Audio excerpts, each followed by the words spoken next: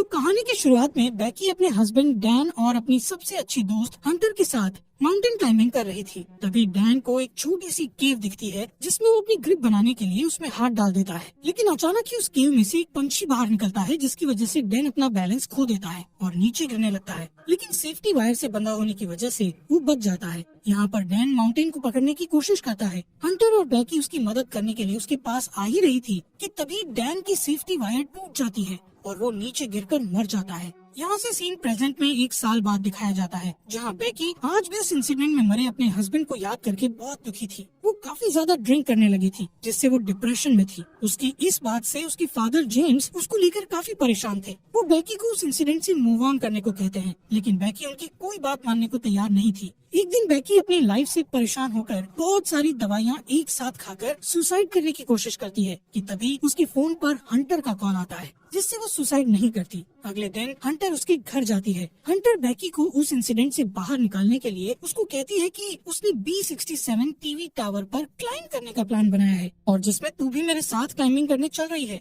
अब क्योंकि हंटर जानती थी कि बेकी को एडवेंचर प्लेसेस पर जाना बहुत पसंद था और काफी लंबे समय से उसने कोई एडवेंचर भी नहीं किया था, बेकी जो इस टाइम काफी परेशान थी, इसलिए वो हंटर को क्लाइंबिंग करने से मना कर देती है। लेकिन नेक्स्ट मॉर्निंग जब वो किचन में रखी अपनी मेडिसिन लेने जाती है तो वो थोड़ा सोचते हुए डिसाइड करती है कि वो उसके साथ क्लाइंबिंग करने जाएगी। इसके बाद हंटर और बेकी दोनों उस टावर की ओर निकल जाते हैं। रास्ते में बेकी हंटर के फोन में उसकी कुछ पुरानी फोटोज देखने लगती है। जैसे ही वो स्क्रॉल करते हुए आगे और फोटोज देखती है तो हंटर की एक फोटो में वो नोटिस करती है कि हंटर के कंधे पर एक लड़के का हाथ था। बेकी हंटर से उस लड़के के बारे में पूछती है, लेकिन हंटर उसे कुछ भी बताने से मना कर देती है। तभी यहाँ बेकी के फोन पर उसके फादर का कॉल आता है, लेकिन वो कॉल पिक नहीं करती। काफी देर ड्राइव करने के बाद वो एक होटल में रात गुजारने के लिए रुकते हैं। डिनर करते वक्त बेकी को पता चलता है कि हंटर अब एक यूट्यूब व्लॉगर है और यूट्यूब रेवेन्यू से ही वो अपनी ट्रैवलिंग का खर्च उठाती है। इसी दौरान बेकी की नजर विंडो के बाहर उस टीवी टावर पर पड़ती है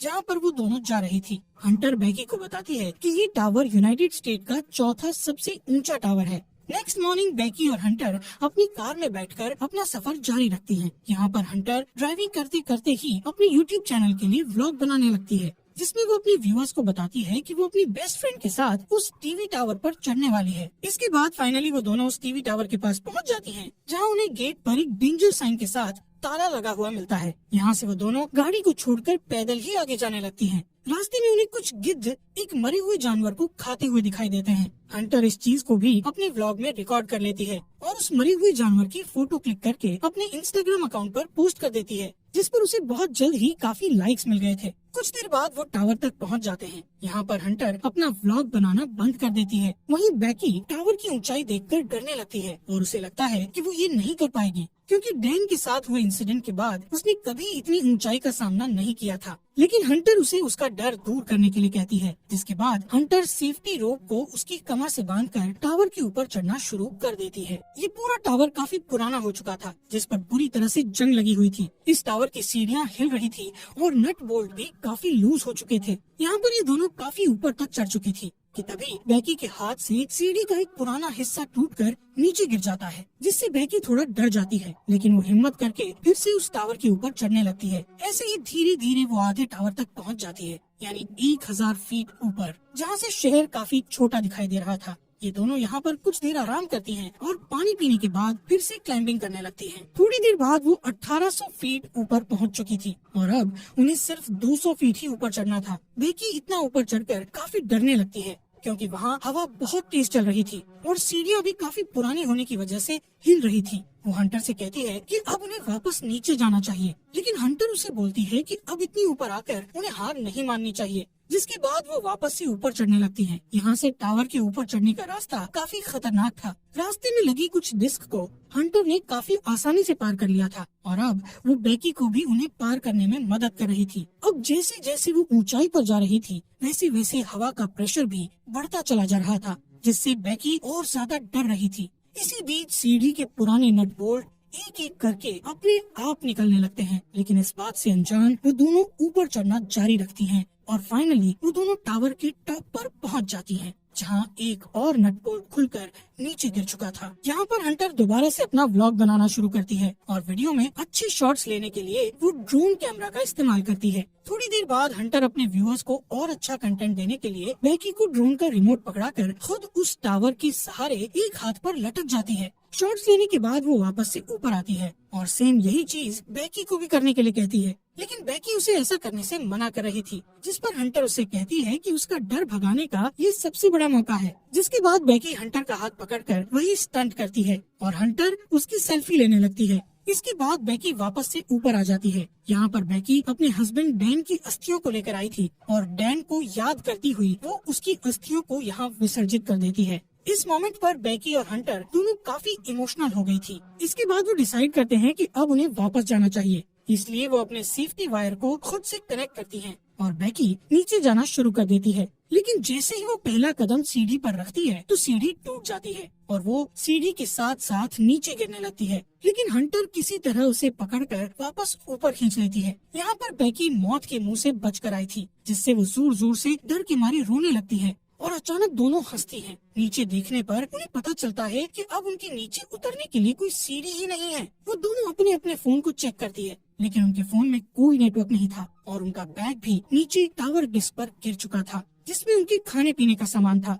यहाँ ऊपर टावर पर उन्हें एक इमरजेंसी बॉक्स दिखता है, जिसे खोलने पर उन्हें एक दूरबीन और एक फ्लेयर गन मिलती है, लेकिन ये दोनों चीजें उनकी किसी काम की नहीं थी। ये सब देखकर बेकी हंटर पर भड़क जाती है। हंटर उसे ये कहते हुए शांत करने की कोशिश करती है कि हो सकता है सीढ़ियों के नीचे गिरने की आवाज सुनकर कोई उनकी मदद करने आए और इसलिए अब हम दोनों को बस थोड़ी देर इंतजार करना होगा जब तक कि कोई आ नहीं जाता। तभी हंटर नोटिस करती है कि पिछली बार सीढ़ियों के गिरने की वजह से बेकी के पैर पर चोट लगी थी और अब उस चोट से ब्लड बाहर आ रहा था। यहाँ पर हंटर बेकी की चोट पर अपनी शर्ट बांध देती है। कुछ समय बाद बेकी हंटर से पूछती है कि उसने व्लॉगिंग क्यों शुरू की, जिस पर हंटर गलती से डैन का नाम ले लेती है, जिससे बेकी के मन में हंटर के प्रति शक बैठ जाता है। कुछ देर बाद हंटर अपना फोन चेक करती है, जहां उसने कुछ देर पहले अपने सोशल साइट पर एक मरे हुए जानवर की फोटो अपलोड की थी, जिससे उन्हें एक आइडिया आता है कि वो अपने फोन पर एक हेल्प मैसेज टाइप करेंगे और उस फोन को रस्सी से बांधकर नीचे लटका देंगे, ये सोचकर कि शायद नीचे जाने पर फोन में सिग्नल आ जाए और उनकी पोस्ट अपलोड हो जाए। हालांकि उनकी ये कोशिश नाकामयाब हो जाती है। इसके बाद उन्हें लगता है कि जरूर जमीन पर तो नेटवर्क होगा ही, इसीलिए वो उस फोन को अपने जूते में डालकर उसके चारों ओर अपनी जुराबें फंसाकर जूते को नीचे गिरा देती हैं।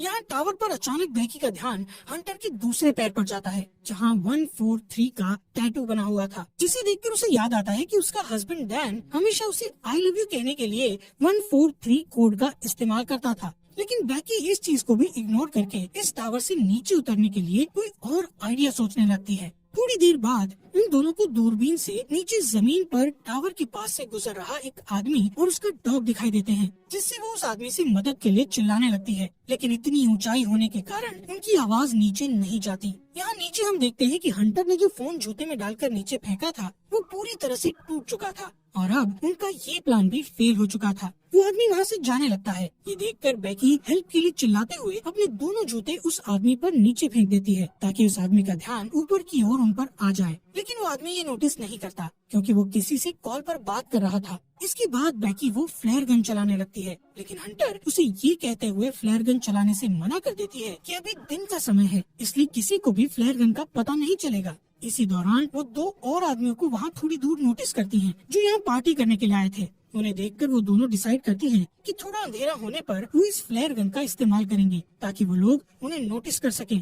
कुछ देर बाद रात हो जाती है और बेकी फ्लेयर गन का इस्तेमाल करती है, जिससे वो दो आदमी उन्हें देख लेते हैं। यहाँ पर बेकी और हंटर अपने हाथ हिलाते हुए और जोर जोर से चिल्लाकर उनसे मदद मांगने की कोशिश करती है। इसके बाद वो दोनों दूरबीन से देखते हुए नोटिस करती है कि वो दोनों आदमी हंटर की कार के पास जा रहे थे, जिसे देखकर दोनों खुश हो जाती है। लेकिन उनकी मदद करने के बजाय वो आदमी उनकी कार को चुरा कर वहाँ से भाग जाते हैं। ये देखकर वो दोनों काफी दुखी हो गई थी और अब उन्हें जल्दी से कोई नया आइडिया भी समझ नहीं आ रहा था कि अब वो क्या करे। यहाँ पर बेकी हंटर से उसके पैर के टैटू के बारे में पूछ ही लेती है, जहाँ हंटर ये रिवील करती है कि उसका डैन के साथ 6 महीने तक अफेयर रहा था। इसके लिए वो उससे माफी मांगती है कि उसने उसके हस्बैंड के साथ हुकअप करके काफी बड़ी गलती करी। हंटर बताती है कि डैन उसे अच्छा लगता था और वो उससे प्यार भी करती थी, लेकिन डैन बेकी से ज्यादा प्यार करता था, इसलिए उसने जल्दी ही डैन से ब्रेकअप कर लिया था। बेकी ये सुनकर और भी ज्यादा डिसअपॉइंट हो जाती है कि उसकी बेस्ट फ्रेंड और उसका हस्बैंड दोनों ही उसे चीट कर रहे थे। अगली सुबह बेकी फोन चेक करती है, जहां उसे पता चलता है कि इस टावर पर चढ़े उन्हें 24 घंटे बीत चुके हैं। अब क्योंकि उन्हें काफी भूख और प्यास भी लग रही थी, इसलिए हंटर डिसाइड करती है कि वो नीचे डिस्क पे जाके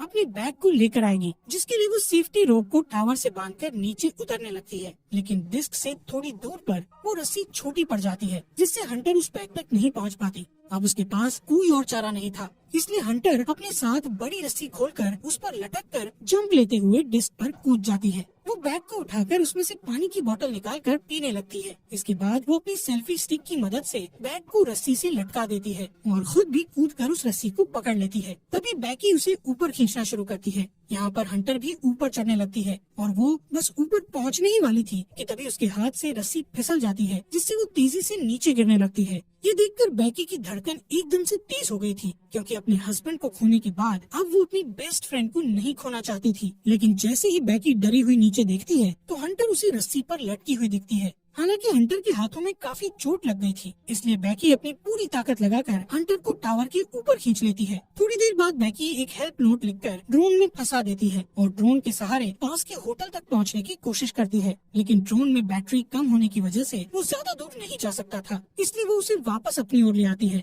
यहाँ अब फिर से वो दोनों टावर पर हेल्पलेस थी। रात में बेकी को एक भयानक सपना आता है, जिसमें वो देखती है हंटर की उस टावर पर ही मौत हो गई और गिद्ध हंटर के शरीर को खा रहे हैं। इससे वो डरी हुई उठती है और तब उसे पता चलता है कि ये बस एक बुरा सपना था। नेक्स्ट मॉर्निंग बेकी के दिमाग में एक आइडिया आता है कि वो टावर के ऊपर लगी लाइट से ड्रोन को चार्ज कर सकती है। इसके बाद वो टावर के पोल पर चढ़कर जैसे ही ड्रोन चार्जर को प्लग में लगाती है तो वो देखती है कि वो प्लग काफी लूज था, इसलिए बेकी को ऊपर लटके हुए ही उस चार्जर को पकड़े रखना पड़ता है जब तक कि ड्रोन की बैटरी फुल चार्ज नहीं हो जाती। काफी टाइम से उस पोल को पकड़े रहने की वजह से बेकी के हाथ धीरे धीरे करके सुन्न पड़ने लगे थे और इससे भी बुरी बात ये थी कि अब यहाँ पर काफी सारे गिद्ध आकर उस पर अटैक भी कर रहे थे, जिससे बेकी के हाथों से बैग नीचे गिर जाता है। थोड़ी देर बाद वो ड्रोन की बैटरी फुल चार्ज हो जाती है, जिससे बेकी नीचे आ जाती है। इसके बाद वो ड्रोन को होटल तक पहुंचाने की कोशिश करती है, लेकिन जब वो ड्रोन होटल तक पहुंचने ही वाला था तो उसकी टक्कर एक ट्रक से हो जाती है,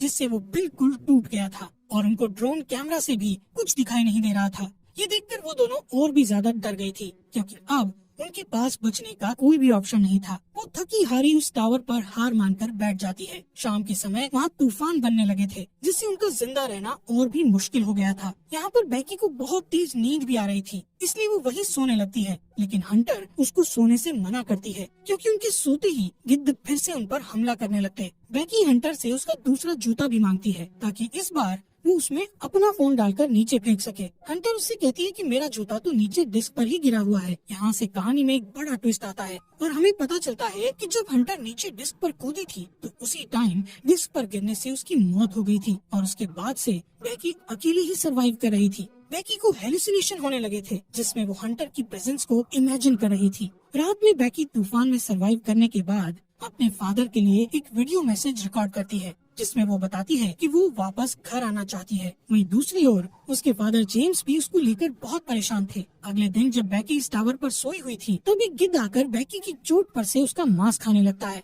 लेकिन अब क्योंकि बेकी को काफी भूख लग रही थी, इसलिए वो उस गिद्ध को जोर से पकड़कर टावर के मेटल से उसे जान से मारकर खाने लगती है, जिससे उसमें थोड़ी जान आती है और वो रस्सी के सहारे नीचे डिस्क पर उतरती है, जहाँ हंटर की डेड बॉडी पड़ी थी। इसके बाद वो अपने डैड जेम्स को मैसेज करती है कि वो इस टावर पर फंसी हुई है और अपने फोन को हंटर के जूते में डाल देती है। लेकिन इस बार वो उस जूते को हंटर की डेड बॉडी में घुसाकर उसकी डेड बॉडी को नीचे फेंक देती है। इसके बाद रात में उसके फादर जेम्स को बेकी का मैसेज मिलता है और वो जल्दी से पुलिस को कॉल करके वहाँ टावर तक पहुँचता है। अब जैसे ही वो उस टावर तक पहुँचता है तो देखता है कि पुलिस एक डेड बॉडी को कवर कर रही थी। ये देखकर उसे लगता है कि ये उसकी बेटी बेकी की डेड बॉडी है जो जिंदा नहीं बच पाई। तभी उसे अपनी बेटी पुलिस की कार के पास दिखाई देती है, जिसके बाद वो दोनों एक दूसरे को गले लगाते हैं और इसी के साथ ये अमेजिंग मूवी यहीं पर खत्म हो जाती है।